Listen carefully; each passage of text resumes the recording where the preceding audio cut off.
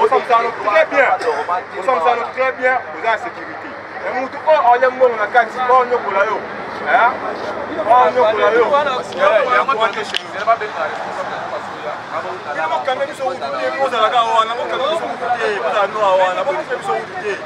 balobaka Congo nde epesa bacourant na Brazzaville na pays voisins. Mais biso awa na place tosali plus de 3 semaines courant ezate. Alors courant ezate totala baninga na Brazzaville bapela babike no bazwa na Congo. Sikoyo tina pena ya babarage balobaka o inga o boye eza nini? Notre commune ici d'Ensele vraiment est énorme. Surtout à Plaza, il y a un terrain qu'on appelle le terrain de Jeannette. C'est là où s'installent les Koulouna et puis les civiques sont là, en train de tuer les gens presque chaque jour.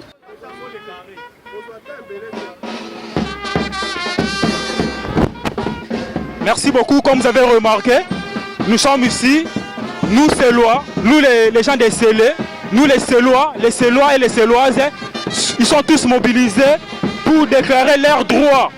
Pour déclarer leur droit d'électricité. On a un problème d'électricité, c'est dans les noirs. C'est l'une des raisons, les gens, les garçons, les jeunes mamans sont mobilisés pour réclamer leurs droits. Avoir l'électricité, c'est un droit constitutionnel. Je suis entouré avec les Célois. Monsieur Christian, bonjour, votre motif.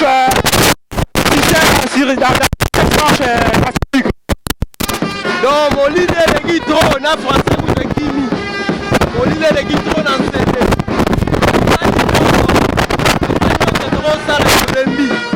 Molide le kitro. Dans notre lobby, de l'autre tambola boye. Doit attirer un peu attention. Il y a des nyonso, il y a des konzi. Pas comprendre que c'est l'épée et Zalina Batou. Les Congolais égal à tout le ego na ba Congolais nyonso. C'est les à la couronté pour la majeure partie. C'est les même place au courant Zali. Même place bâtiment système à prépayé. Même pas une année. Nous n'avons plus de courant. C'est comme ça on a dit, on va marcher aujourd'hui. On doit attirer attention. Il y a la population de Voilà. Merci beaucoup, merci. On a toujours dit avoir l'électricité, c'est un droit constitutionnel. Alors monsieur, comment vous allez? Oui, ça va monsieur. Quelle est votre présence ici? Oui, je suis notable de la commune de l'Ancelé.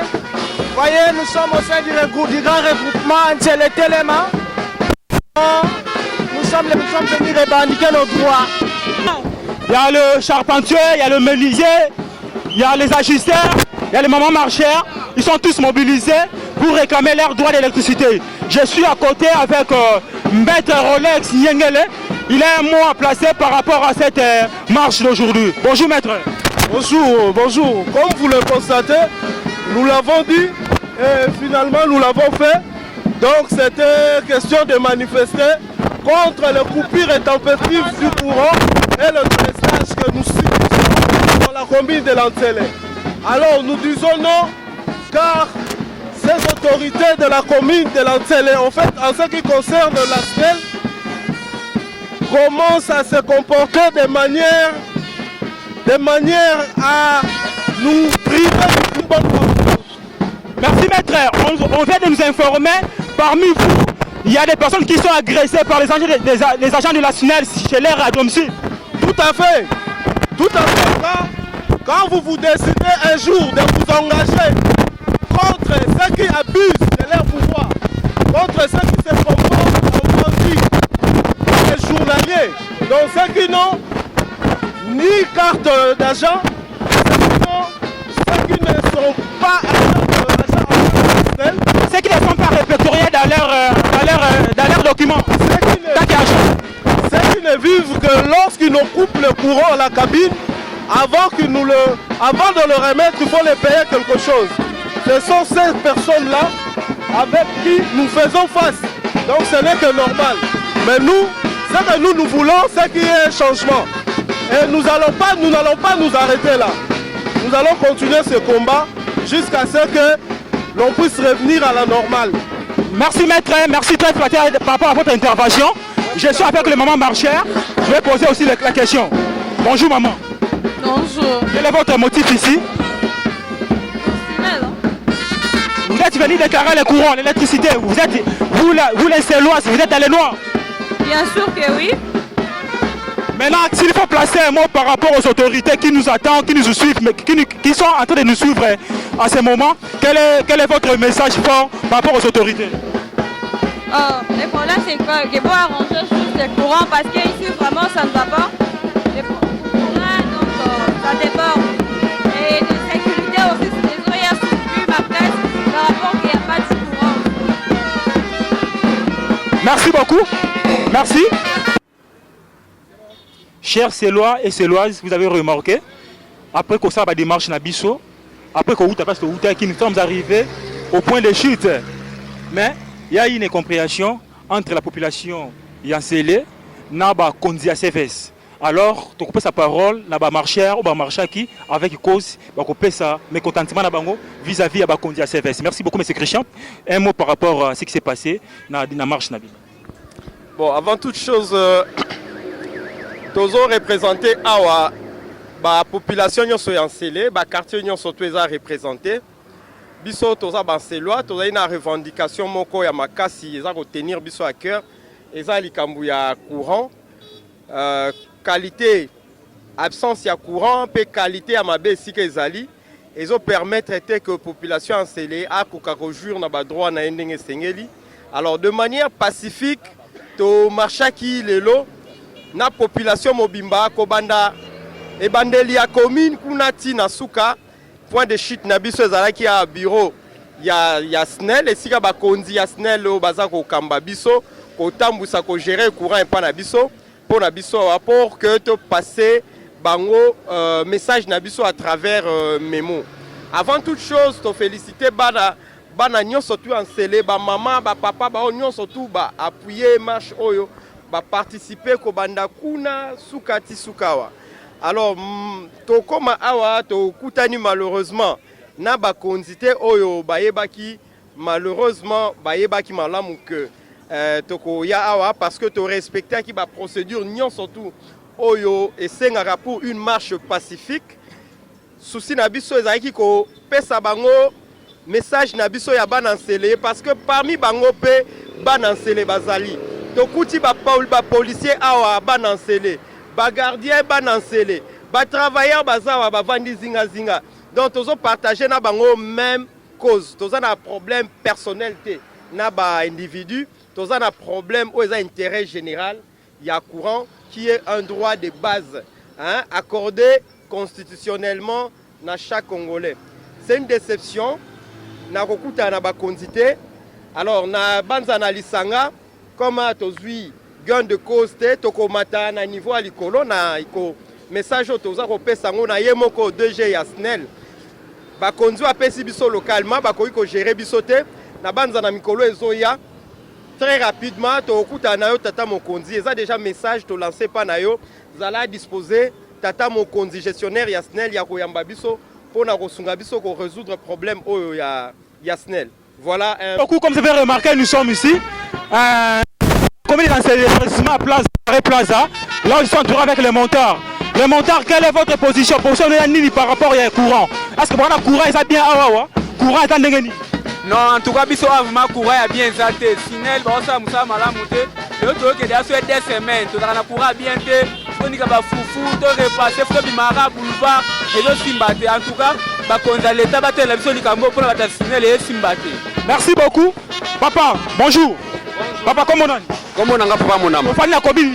Na vandi à na plaza, na Kinko, na commune Ensele, quartier Kinko le plaza. Merci beaucoup. À ce qui concerne l'électricité, ils ont dengeni. Non, en tout cas, ils ont mabé mingi, ils ont mabé makasi. Ils ont tellement mabé makasi parce que ils ont le col là, bazo chosifier population. La population qui manque l'électricité alors qu'on prend le développement. On n'aide pas le président de la République à réaliser son rêve pour la ville de Kinshasa et pour la commune de Nsele. C'est la raison pour laquelle nous demandons vraiment qu'il y ait un changement au niveau de la SNEL, au niveau de fourniture de l'électricité. Je vais dire que au niveau de Nsele, ça ne marche pas. Au niveau de Plaza, ça ne marche pas du tout. Il faut qu'il y ait un changement. Mais là, quelle est votre position par rapport aux agents de la SNEL? Quelle est votre position maintenant? En tout cas, face aux agents de SNEL, curieusement, ceux qui travaillent sont juste des journaliers.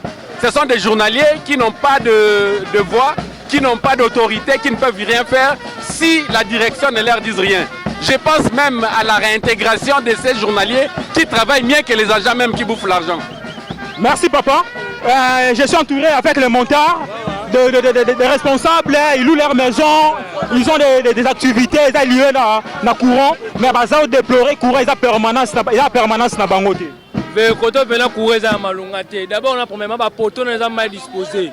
Donc, pour moi, courant pour la bison de côté, ils ont un cambo fort. Il ne faut pas que ça de courant. Il faut être en courant. Sauf combien de mois on doit ça, on va courir au 4 ans. Ils ont la rata, bref. Ils ont une il ne faut pas arranger. Merci beaucoup, courant, mais il y a une sécurité. Parce que on va pas prendre courant, parce que c'est pas courant.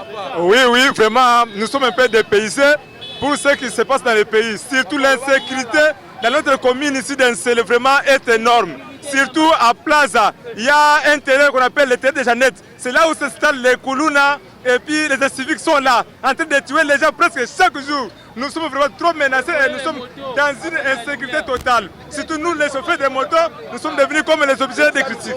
En tout cas, que l'État puisse nous faire vraiment confiance. Que l'État nous parvienne en aide. Merci papa, très gentil.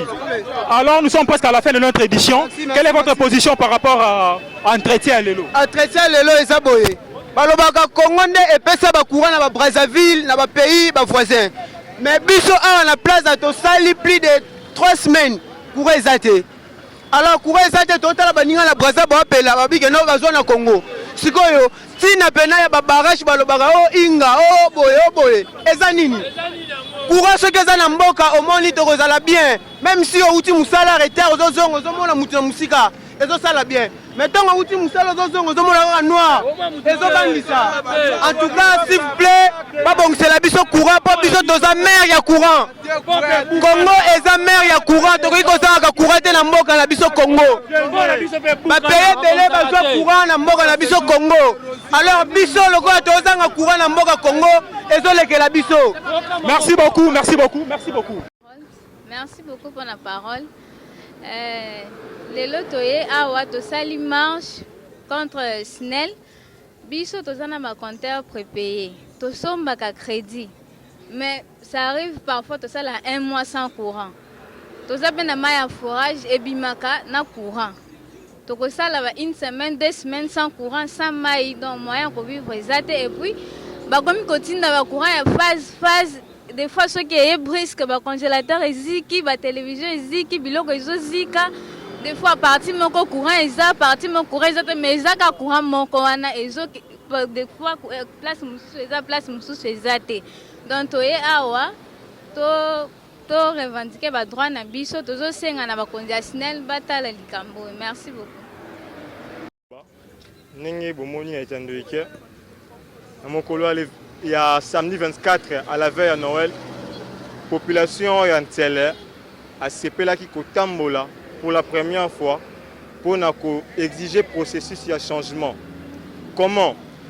Après avoir constaté que 5% seulement à peine, même pas 5% de la commune a bénéficié d'un courant et 5% au Azuaka courant a servi d'une manière anormale dans le courant au Azuaka.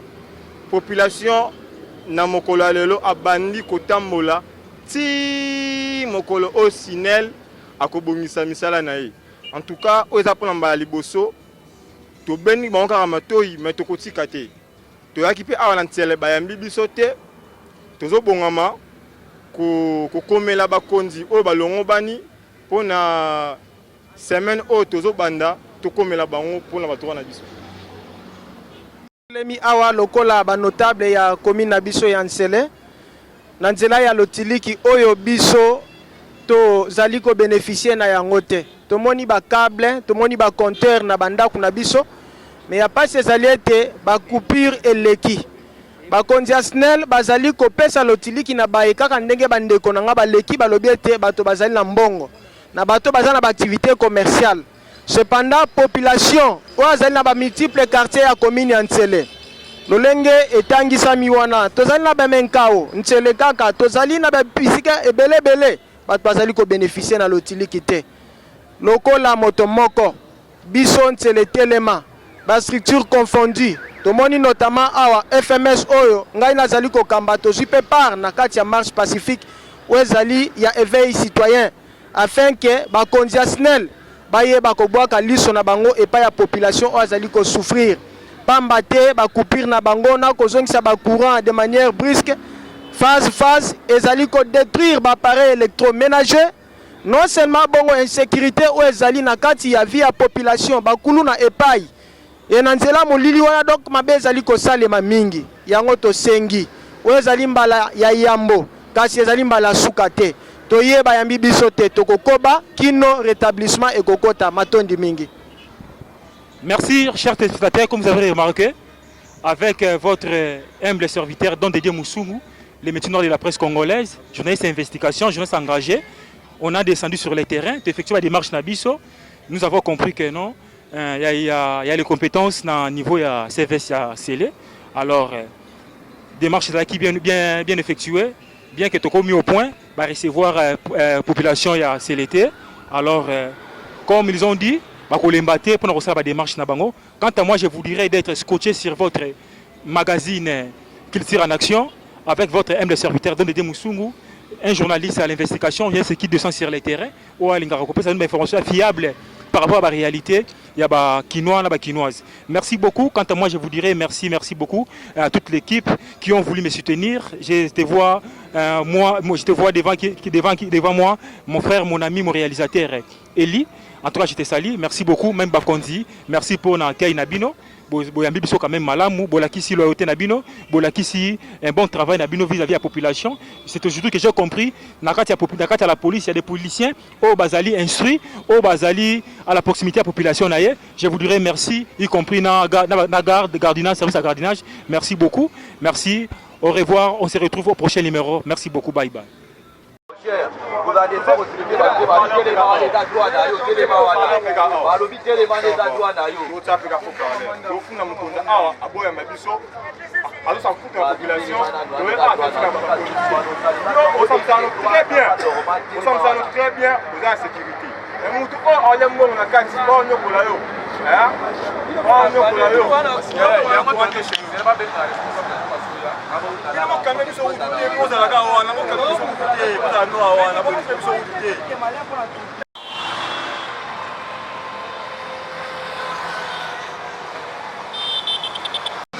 Nada.